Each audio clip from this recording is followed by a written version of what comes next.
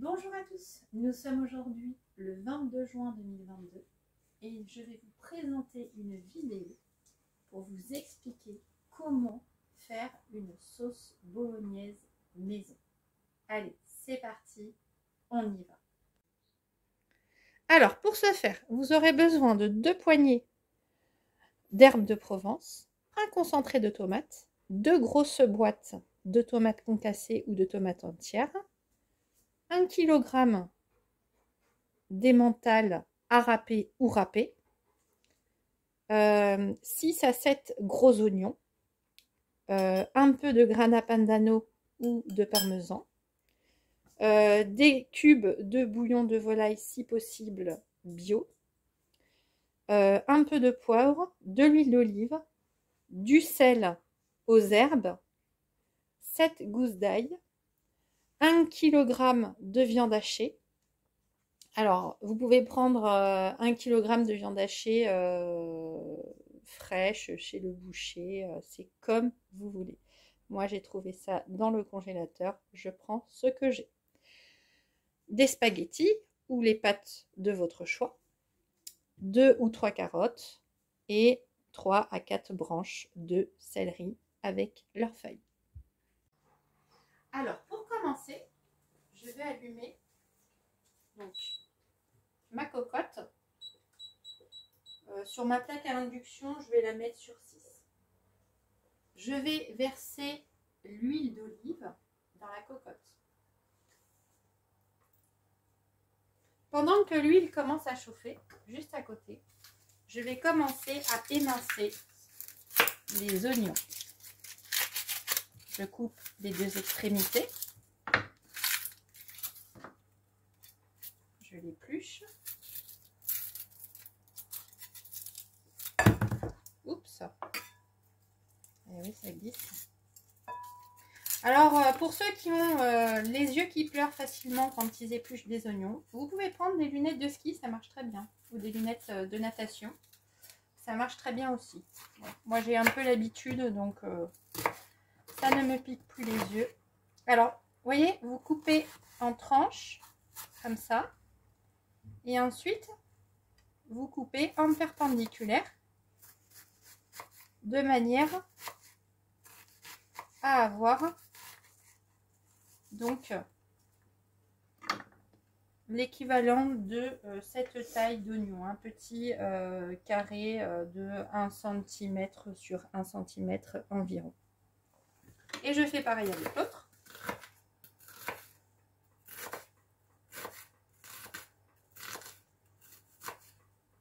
Et je verse tout dans la cocotte. Et vous voyez, on commence à entendre les oignons grésiller dans la cocotte. Et je procède comme ça avec tous les oignons. Très bien. Alors, une fois que j'ai aminci mes oignons, je reste toujours à côté, sans cesser de remuer. Si jamais je vois que ça colle au fond, n'hésitez pas à rajouter de l'huile d'olive. Alors, on va commencer à éplucher l'ail. Comment on épluche les gousses d'ail? Donc, on coupe pareil les 2 extrémités. Alors, si vous avez des enfants qui ont peur de l'ail, parce que les lasagnes en général, les enfants aiment beaucoup. Donc, s'ils reconnaissent l'ail, vous les coupez en tout petits cubes. Personnellement, je les coupe en tranches, comme ça, en fines tranches. Voilà. Et je les ajoute ensuite aux oignons. Voilà, en fines tranches, comme ça, de 1 mm approximativement.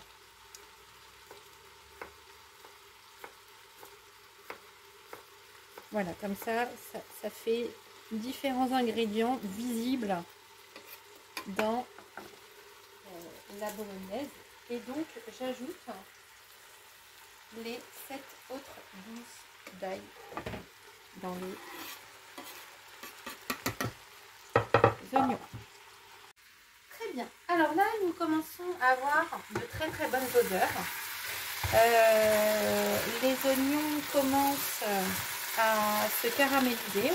C'est ce qu'on appelle la réaction de Maillard. Je ne sais pas si vous voyez le petit bronzé là dans la poêle. C'est en fait le début du brunissement des aliments quand on les rôtit. Voilà. Donc là, je vais rincer les carottes. Donc il faut toujours rincer les légumes avant de les couper. Parce que les légumes contiennent des vitamines.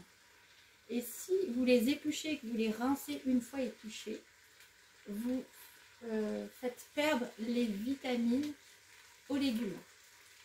Parce que les légumes contiennent des vitamines hydrosolubles, c'est-à-dire solubles dans l'eau. Donc je vais rincer les carottes à l'eau avant de les éplucher. D'accord ? Je vais les éplucher.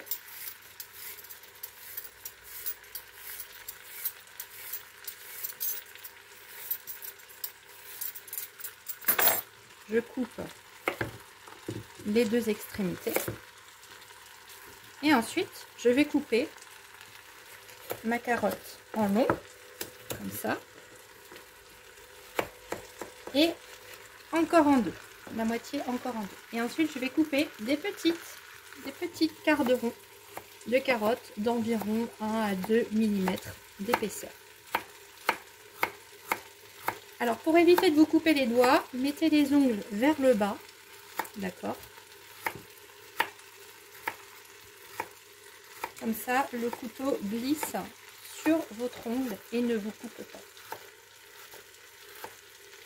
Et je procède comme ça pour le reste des carottes. Alors là, j'ai émincé mes carottes, comme vous pouvez le voir. Si vous pensez que ça commence à brûler un petit peu, vous baissez sur le feu. Voilà, j'ai mis sur 5. Là, on voit que ça commence à accrocher un tout petit peu au fond de la casserole. Donc, on va déglacer carrément avec un peu de vin rouge.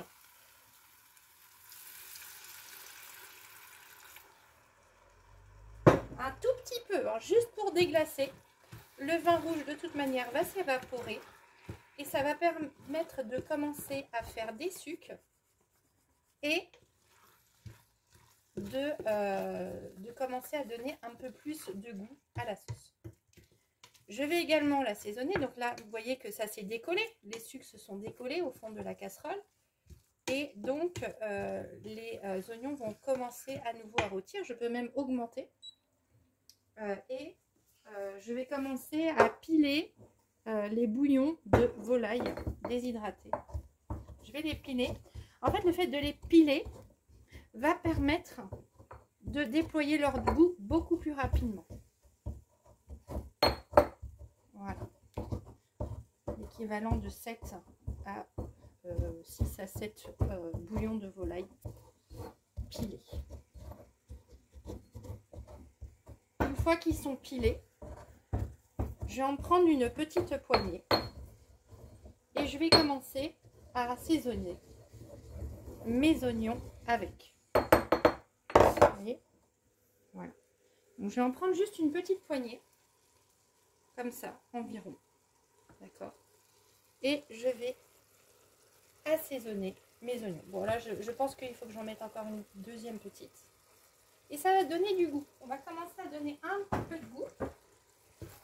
Et là, je vais mettre un tout petit peu d'herbe de Provence. Pareil, un tout petit peu. Ça va aussi donner du goût. Et je remue. Et je laisse caraméliser encore plus les oignons, tout en douceur. Voilà, ça va reprendre. Je laisse réduire les oignons. Voilà, ils commencent à être plus ou moins translucides. Ensuite, je vais laver pareil donc les branches de céleri avant de les couper. Je vais même utiliser des feuilles pour ajouter de la couleur dans ma bolognaise. Alors bien évidemment, vous pouvez faire un rinçage un peu plus important avec quelques gouttes de vinaigre pour les femmes enceintes. Vous mettez quelques gouttes de vinaigre blanc et vous les trempez dans un bac ou dans une bassine. Ça permet d'éliminer la maladie de la toxoplasmose. À présent, je vais vous montrer comment je coupe mes branches de céleri. Donc, je les coupe en taille de 10 à 15 cm environ. Quand elles sont trop grandes comme ça, je les coupe en petites tranches. Ici, pareil, en deux, et ici, ça va. Ensuite, je prends le tout et je le coupe à nouveau en tout petit. Et ça va permettre de donner du goût. Donc, je vais mettre les petits morceaux de céleri dans mes oignons. Et regardez-moi cette magnifique couleur. Regardez-moi comme c'est magnifique. Cette verdure, ce orange, ces oignons qui commencent à vraiment être translucides. C'est magnifique. Alors maintenant, ça fait approximativement une demi-heure que je fais mijoter les oignons avec les carottes, le céleri et l'ail. Donc là, à partir de ce moment-là, vous pouvez ajouter la viande hachée. Comme la mienne est surgelée, je l'ai laissée à température ambiante pour qu'elle se décongèle à l'air libre. Donc, quand on a des steaks entiers comme ça, on ne va pas les mettre entiers dans la casserole. On va les effilocher un par un, comme ça. Vous voyez?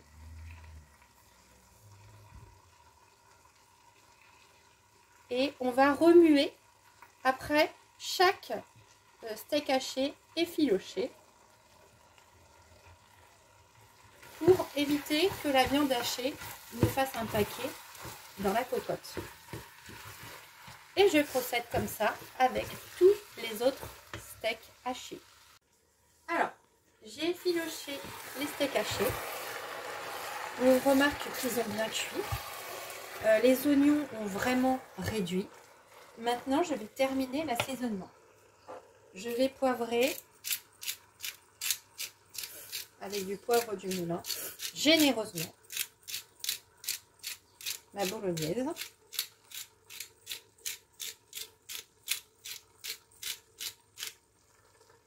Je vais rajouter le reste des herbes de Provence.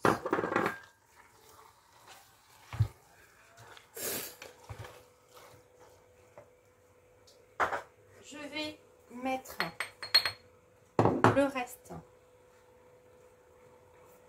des bouillons de volaille déshydratés pilés. À chaque fois, je remue pour incorporer bien les différents ingrédients. Je vais mettre les tomates. Donc j'ai pris une boîte de tomates concassées et une boîte de tomates entières pour vous montrer comment faire si jamais elles sont entières. Donc vous pouvez ouvrir la boîte de conserve à l'aide d'une cuillère pour éviter de vous arracher les ongles quand vous ouvrez une boîte de conserve. Donc là ce sont les tomates concassées. Attention, les tomates s'attachent.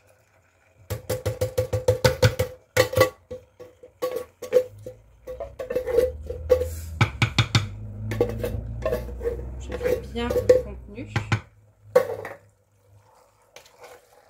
Pareil, je mélange. Donc si vous n'avez pas de tomates concassées, ce n'est pas grave. Regardez comment faire.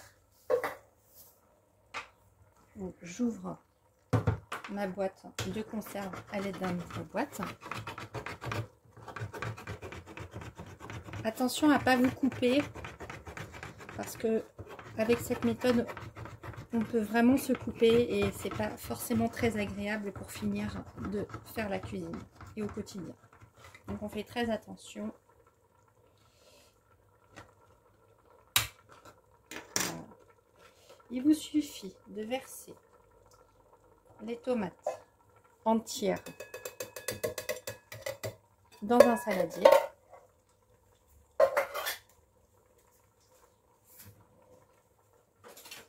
Vous prenez un couteau et vous les tranchez comme ça dans le saladier afin de les transformer en tomates concassées. Parce que c'est sûr que là, dans une bolognaise, si elles ne sont pas, si elles sont entières, ça va un peu gêner au niveau de la qualité organoleptique. Si vous voulez, je vous définirai plus ce terme dans une autre vidéo dont je mettrai le lien en dessous. Mais vraiment au niveau de la qualité organoleptique, c'est mieux de les couper en petits morceaux. Donc normalement, prenez des tomates concassées, mais si vous n'avez pas de tomates concassées, ce n'est pas grave. Ça vous donne un peu plus de travail, mais au final, on a approximativement la même chose. Donc, une fois que je les ai découpées, je les verse pareil en évitant de gicler dans la casserole. J'incorpore les aliments, les ingrédients. Si je vois encore qu'il y a quelques tomates qui sont entières, je peux les couper aussi dans la casserole. Par exemple, celle-ci, hop, je vais la couper comme ça. Mais bon, c'est un peu plus compliqué dans la casserole de les couper. C'est pour ça que j'ai été dans un saladier. Vous versez le reste du vin.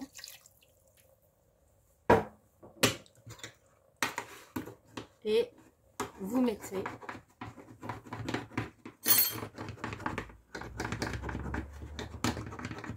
l'équivalent d'une petite boîte, attention à ne pas vous couper, de tomates concentrées. Une toute petite boîte.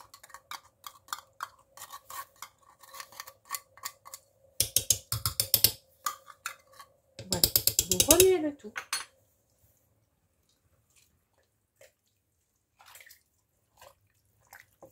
Et vous laissez reposer pendant une demi-heure. Vous couvrez et vous laissez reposer pendant une demi-heure. Je le laisse sur 6. Et vous remuez de temps à autre. Alors, pendant que la bolognaise mijote, il faut savoir que c'est une bolognaise pour approximativement 15 personnes ou un repas pour 5 personnes pour 3 repas. Ça se conserve jusqu'à 3 jours au réfrigérateur. Là, je vais vous faire cuire des pâtes pour une personne pour vous montrer. Donc, je remplis la casserole approximativement à la moitié et je vais donc attendre que mon eau soit cuise à ébullition. Une fois que l'eau est à ébullition et seulement une fois qu'elle est à ébullition, je rajoute le sel. Donc vous pouvez mettre soit du sel normal ou soit du sel de zéro. Je vais en mettre un petit peu.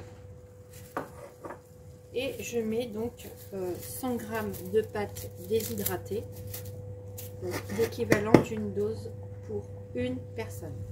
Vous pouvez mettre soit les pâtes entières dans une casserole et les tordre à la fourchette. Personnellement, comme c'est une petite casserole, je les coupe en deux et je les fais cuire, coupées en deux dans la casserole. Et je n'oublie pas de touiller tout de suite après les pâtes, sinon elles risquent de coller dans la casserole. Je cuis les spaghettis selon le mode d'emploi. Mes pâtes sont al dente, moi je les préfère al dente. Donc je vais directement les rincer. Alors attention, le passage de la plaque de cuisson jusqu'à l'évier. Attention à ne pas vous brûler. J'égoutte mes spaghettis. Je les rince à l'eau. Les rincer à l'eau, ça permet d'éviter qu'elles collent après la cuisson. Je les rince à l'eau froide.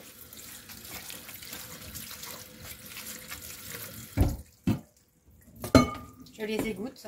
Je les remets un tout petit coup dans la casserole avec un tout petit fond d'eau pour les chauffer à nouveau. Donc ça, c'est vraiment quelques secondes. Alors, mes pâtes sont chaudes. Je vais à nouveau les égoutter un tout petit coup dans l'évier.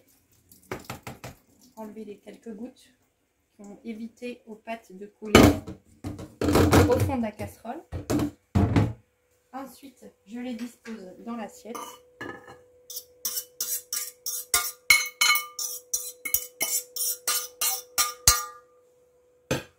Je vais faire un petit puits au milieu.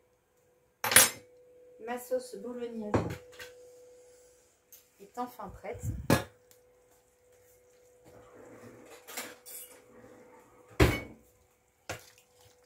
Je remue un petit peu, ça sent très bon.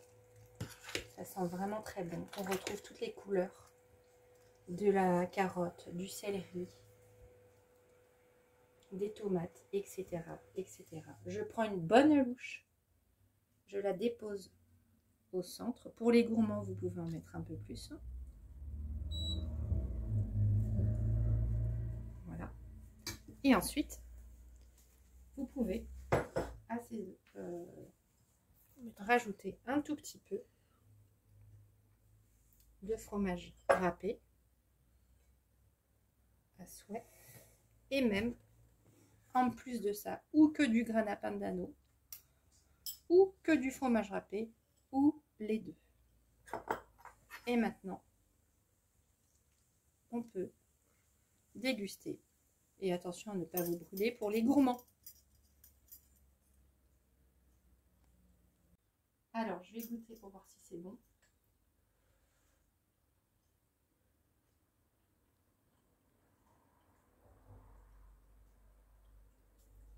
Un délice. Vous pouvez accompagner ce plat avec une salade verte. Je ferai une vidéo pour vous montrer comment je fais la salade verte. C'est vraiment délicieux. Fait maison et beaucoup plus simple que ce que vous pouvez trouver dans le commerce. Voilà, bon appétit à tous. Et n'hésitez pas à partager vos commentaires sur votre expérience avec cette sauce bolognaise.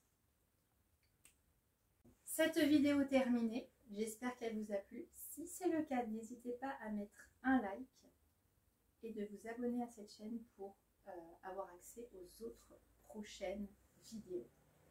Au revoir et prenez bien soin de vous.